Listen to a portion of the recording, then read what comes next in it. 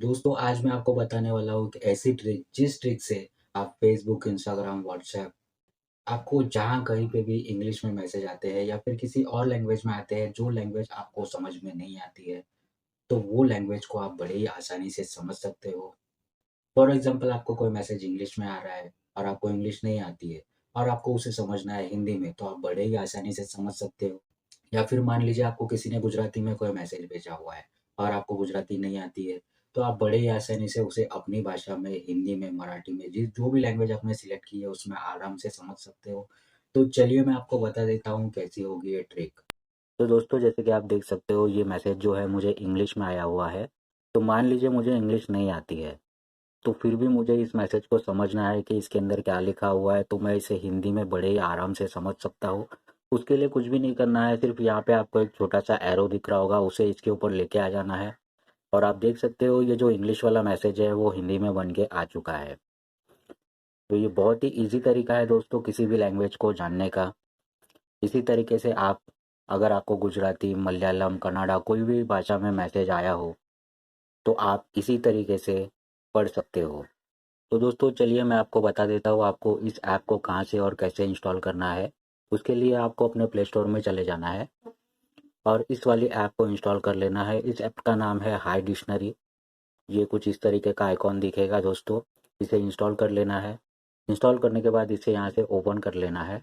Open करने के बाद फिर से यहाँ से ओपन कर लेना है और यहाँ पे आपको कुछ परमिशन मांगेगा, तो परमिशन को अलाउ कर देना है और बैक आ जाना है। बैक आने के बाद ये कुछ इस तरीके का आपको इसका यूज़ कैसे करना है थोड़ा आपको बताएगा।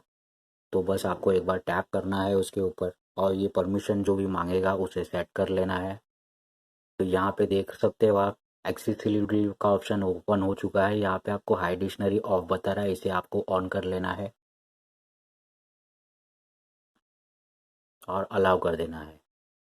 फिर बैक आ जाना है और यहाँ पे आपको क्विक ट्रांसलेट वाला ऑप्शन दिख रहा होगा, उसमें आपको चले जाना है और जो भी लैंग्वेज में आपको मैसेज आया हुआ है, फॉर एग्जांपल आपको इंग्लिश में मैसेज आया हुआ है, तो इस तरफ आपको लेफ्ट साइड में जो हिंदी लिखा हुआ है वहाँ पे इंग्लिश कर लेना है